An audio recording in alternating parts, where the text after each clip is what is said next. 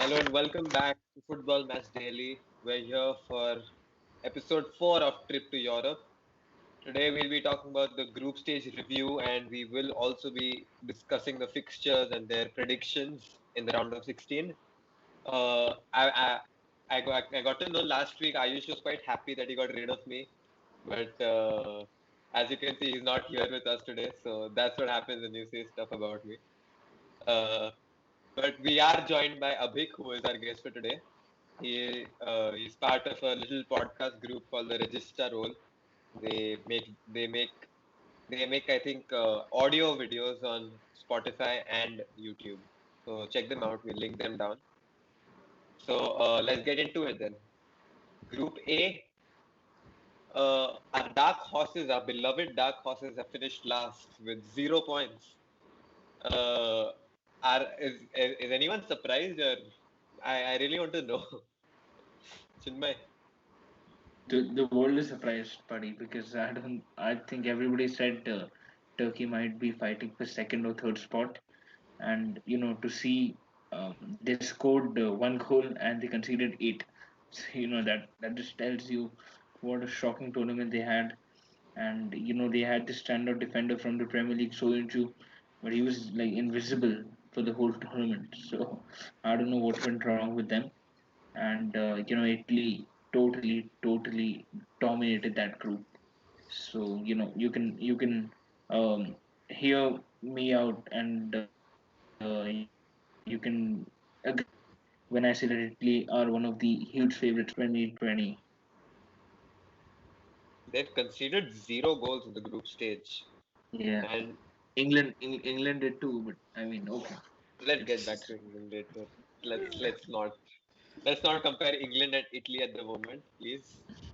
They're way miles apart at this point. Abhik, what are your thoughts from Group A? So about Group A, I expected Turkey to not do as well as everyone hyped them, being dark horses and everything. But yeah, I I don't think anybody expected them to do as poorly as they really did, to be honest. But they're a young team. They have inexperienced players. I think whenever they'll be in their next international tournament for sure, they're going to impress. But yeah, I didn't buy into the hype from the start. Regarding Italy and Wales though, like Wales did pretty well, way far better than expected, and Italy, of course, like a lot of people are considering them to be the one of the favorites to win the tournament. So let's see what happens. Sid, what are your thoughts? Well, I never really thought Turkey as dark horses, as everyone said. I think even in the predictions video, I placed them fourth in the group stage. I'm not really sure, but I think so. But yeah, I think so. I'm not really surprised after what they did, but I'm really impressed with Italy because I think after not qualifying for the World Cup last time, so people kind of underestimated them this time. So I think they proved people wrong with their group stage performances. I don't know if Chinmay said this on record, but he was getting frustrated by the statement, the 30 run unbeaten run, the 27 game unbeaten run, No, and he's being I'm proved wrong now. no, I haven't. I listen. Okay, I have talked about Germany quite. I've been quite vocal about Germany, but about Italy, I don't think on any platform or on any place I've been disrespectful because they're you can see it right now too, and you've seen this before. I think I did say that it would be a huge thing if that run does come to an end because of course after that kind of 30 games unbeaten, of course that is a big thing. But I didn't disrespect them. I don't think so because Italy is again they've garnered a lot of respect in this group stage and are a team to look out for. That's true. Moving on to Group B, we have another strong team that ended at top with not losing, going unbeaten. Belgium, and then obviously the team that won every fan's heart, Denmark, qualify for the first two spots. Finland and Russia finishing on the same number of points as Denmark, but Denmark snatching it on the final day against Russia to go through on goal difference. What a story! What a story! Uh, Denmark. lost their main man Christian Eriksen in the first game. We don't know if he'll play anytime soon. Probably not. But then Denmark go on to lose their second game against Belgium. But then against Russia, they turn it around 4-1, beat Russia, and then through to the round of 16. I think that's a team we really wanted deep down in our hearts to go through, especially since everything the players, the fans, the staff have gone through. And Abhik, what did you want to happen in this group? And are you happy with it? Um, so I for sure expected Belgium to go through alongside Russia, but to be honest, it just kind of exposed me a little bit because I was going off how Russia had played in the World Cup, which is it's been like 3 years now. So I definitely expected Belgium and Russia to go through. I didn't have any personal bias for who I wanted to go through. But Denmark, they did fantastically well to recover from obviously what happened in the first game. And yeah, I feel really good for Denmark because they really deserve it for the way they've played. Sid? I mean, I wanted Denmark to qualify even before everything that happened did happen. So I'm really happy they managed to turn it around in the last game and go through. And obviously, Belgium were going through mostly through the first place itself. So yeah, there's no doubt about that. Chinmay in his predictions, I remember, put Denmark to go through at first Yeah, before Belgium. yeah, But I did. Yeah. after I what got, happened in I the got, first game, I you got wouldn't third and blame. fourth wrong. I got third and fourth wrong. Third and fourth right. I'm sorry. If that makes any Yeah, mistakes right.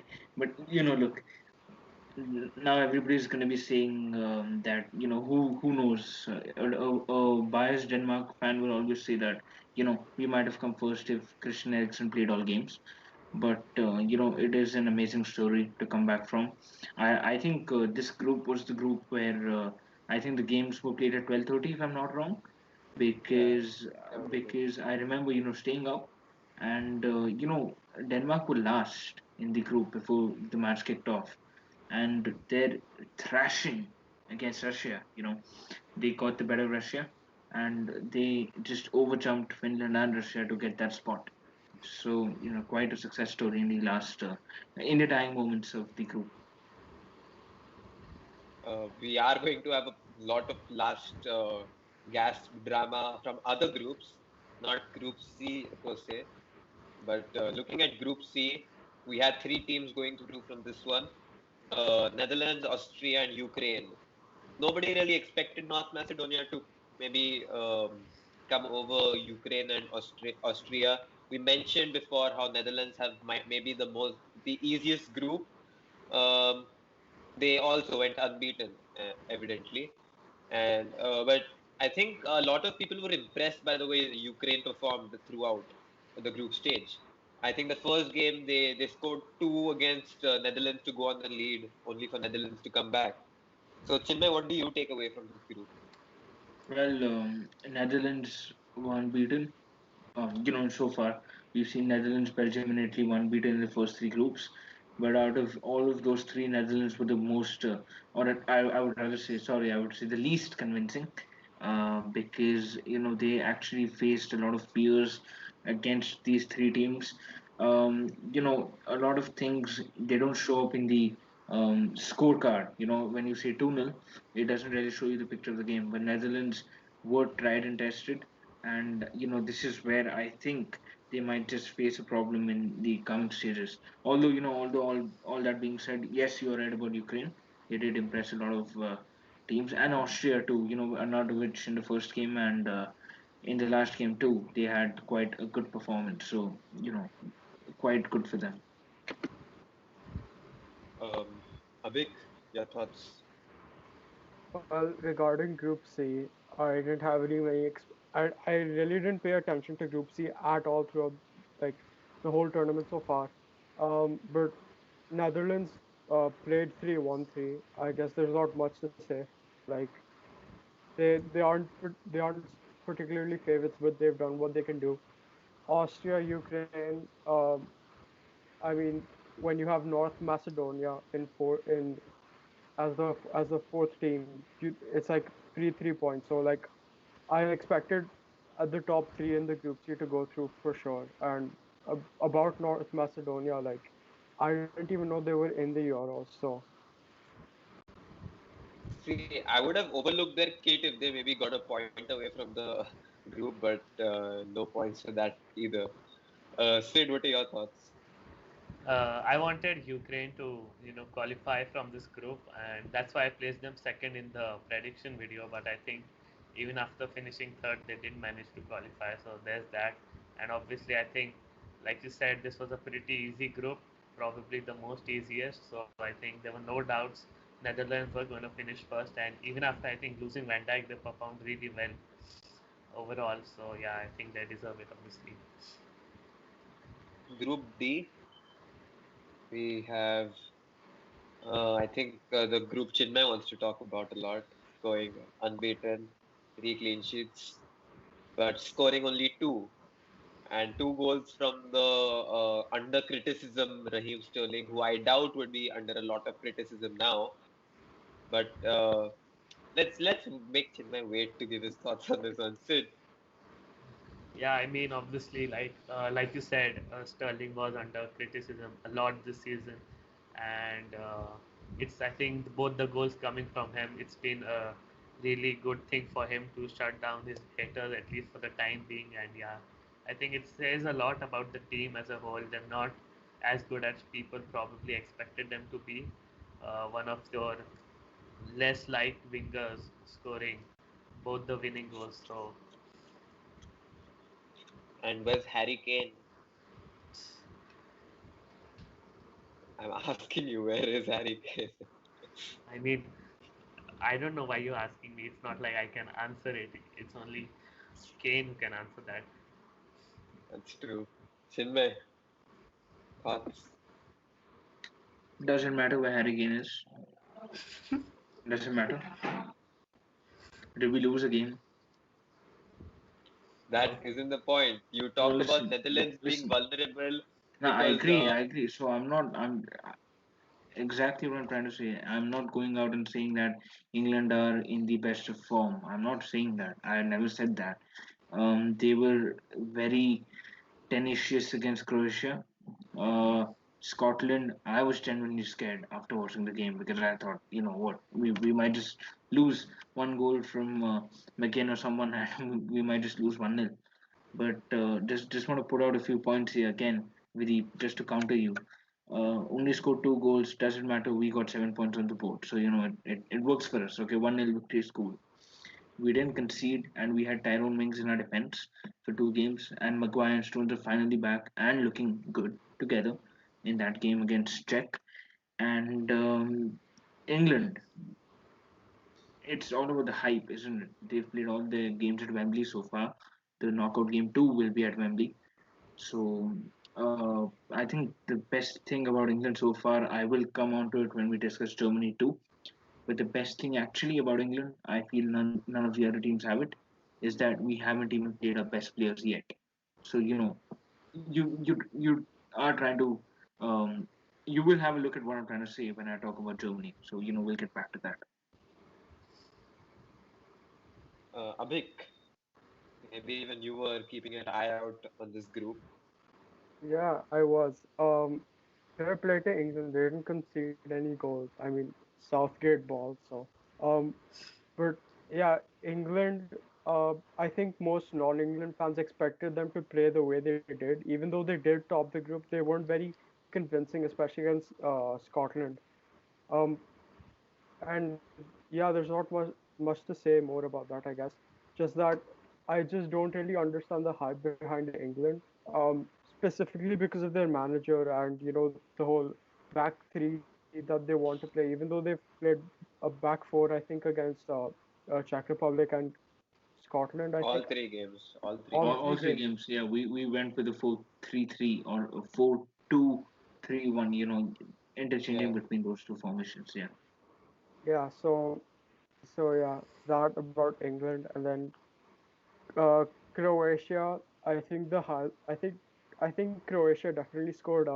two of the goals of the tournament, the Modric one, and I don't remember who scored the other one, but like it was right next to the halfway line, that one. And yeah, about that. Also, I just have like a question. I just want to say this. I don't understand how Indian football fans can support England, especially because of like the amount of rivalry we have outside of football. Like I've seen so many England fans for the Euro specifically, like because I hate England, especially when there's like cricket going on. I just don't understand how you can, you know, cut the ties when it's a different sport. Well, good news for you, Abhik, because I support England in cricket and football. So, that is a common thing with me. So don't worry about any rivalries with me there. So I don't cut ties. I'm with the same tie over here. Talking about England, actually, I think everyone covered it, to be honest. Group E, another, I think, an underwhelming group to say the least. We expected Spain to dominate. Spain dominated in possession only.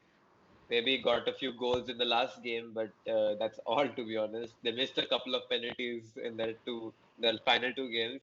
But Spain have had an underwhelming group stage, bar the last game. So Sweden topping the group without Zlatan, no one really expected it, to be honest. And it is as surprising to me as it is to other neutral fans, probably. Sid, what is your perspective on this group? Yeah, I mean, honestly, I didn't know Sweden had topped the group till I saw this like right now. So, I mean, obviously, if you look at Spain's numbers, 6 goals scored and 1 goal conceded, you would think they did well. But overall, it's just a cover up to of the performances in the group. I think only in the last game they managed to turn up, that too in the second half of the game. So, I think, yeah, so they've been disappointing, no doubt about that. And Sweden has been good. So, Abhik,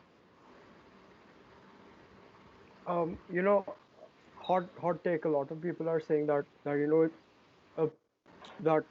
it's pretty surprising that Sweden have topped the group, and it is. But for me, Spain are still one of my favorites. They're in my top four for sure, and it's got to do with the way they play football because, like, everyone's calling them possession merchants and everything, and they have all these great stats and they mean nothing. But I genuinely feel like the way Spain play football, it's incredible.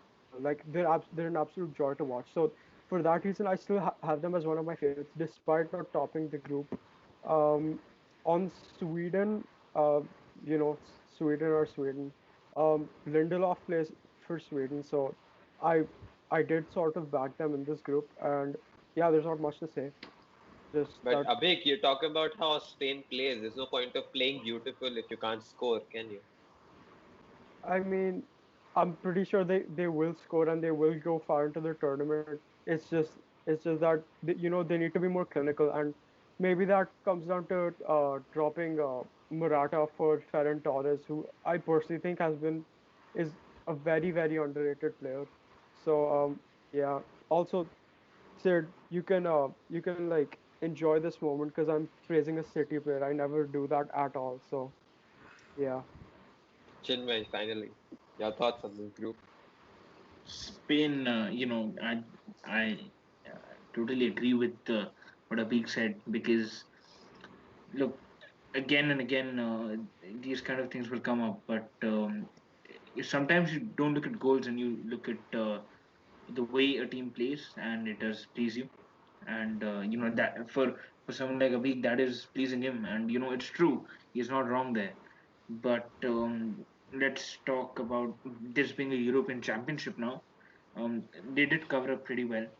Okay, that with the 5 goal victory against Slovakia, and look at Slovakia's goal difference. Suddenly, they just suffered quite badly there. So I did predict Poland not to making out of the group. Videep, you know why I'm saying this. And look, honestly, I think Sweden had a good game against Spain. Was it nil all, if I'm not wrong, or was it 1 all? I can't recollect. One Against all, I Spain, think. It was nil 1 all. nil, It was right? nil nil, right? I think it was nil nil, where I Isaac don't. had a good performance. Yeah, it was nil nil, where Isaac had a good performance. And exactly, Isaac. A lot of people saying Isaac is, the new sensation. I just pretty well think that Sweden might surprise a lot of people. I think they've got an easy draw too. I don't remember. I think they're playing Ukraine or someone, if I'm not wrong. So Yeah, I think they they've are. got an They do easy, play Ukraine. yeah. So they've got an easy draw there too. So a good group for football fans, neutral football fans, and for all the Spain fans. I can just say I just hope your team turns up. That's all I can say in the uh, important stages of the tournament. Moving on to the final group, the group that had us biting our nails until the 90th minute, or until maybe Goretzka scored in the 85th minute against Hungary. But I mean, what a group! Every game surprised us.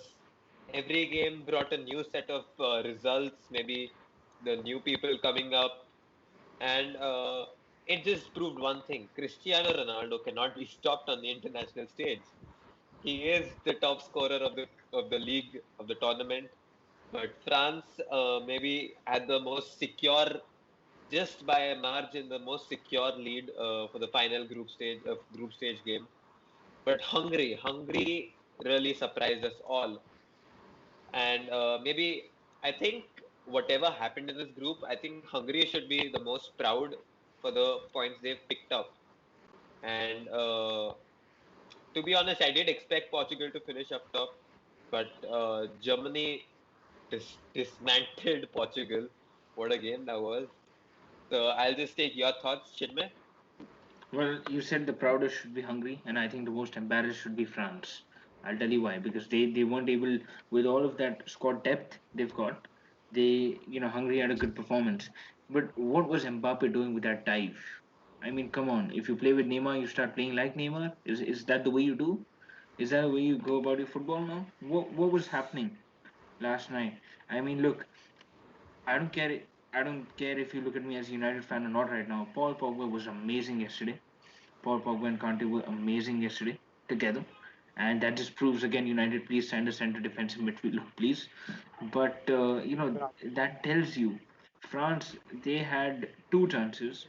They had a couple of more chances, but if we talk about the penalty, Mbappe, what a dive. I don't think why he needed to dive. I don't know why he needed to dive to get that penalty because that wasn't.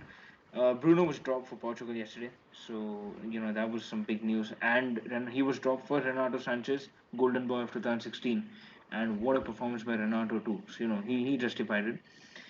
Germany, look, I'm just gonna say this again. I have been very vocal about Germany not being Germany, and they had one great game against Portugal, agreed, but they were kind of underwhelming against France and against Hungary too. They were just saved by Goretzka. So tough roads might lie ahead for Germany, and if Portugal too, if with the team they have, if they can't get into the line, if they can't start scoring goals or defend a little bit better, because they conceded 6 goals, you can have a look at that. If they can't defend a little bit better, it's going to be a bad time for them too. Abhik.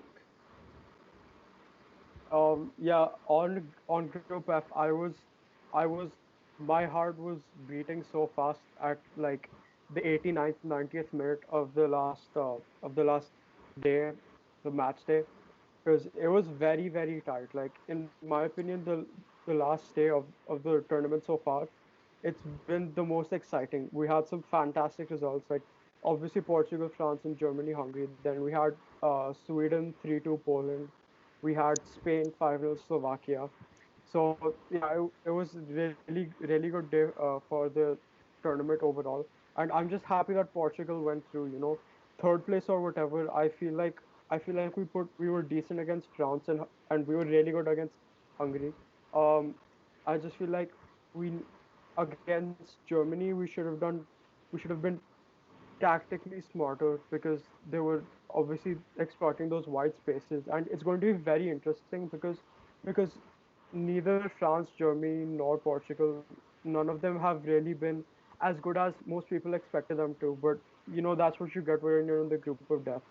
So yeah, like Videep just said, Hungary, they should be really proud of themselves. Like they they went out like absolute warriors. Like props to them. They played very very well in the toughest group of the Euros. Sid, Yeah, I mean, it was like the group of that obviously, and it took France just 5 points to top the group, so that says something. And I think yesterday against France, Portugal did well. I think the major issue that all three of them have in this group is the defense for all three of these teams, and I think attack. Obviously, we know all three teams are very good in it. So I think Portugal, I think they did well because I was supporting Portugal in this group. I think they had a bit of a slip up against Germany, two own goals. So otherwise, I think they were a bit decent overall. And okay, so that wraps up the group stage review for us. We've seen all the teams that have gone through. Yeah.